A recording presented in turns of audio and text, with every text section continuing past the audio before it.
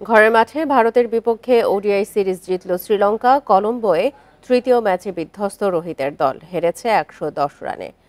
শ্রীলঙ্কার উদ্বোধনী জুটিতে আসে ৮৯ রান, নিশাঙ্কা ফেরেন ৪৫ করে।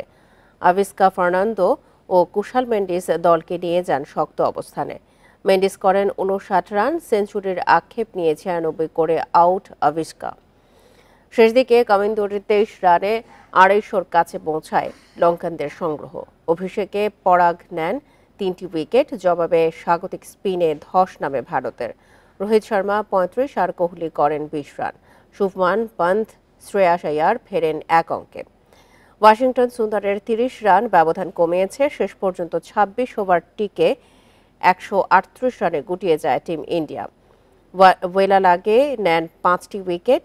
৩ ম্যাচ সিরিজ ২-০ ব্যবধানে জিতল শ্রীলঙ্কা। প্রথম ওডিআই টাই হয়েছিল।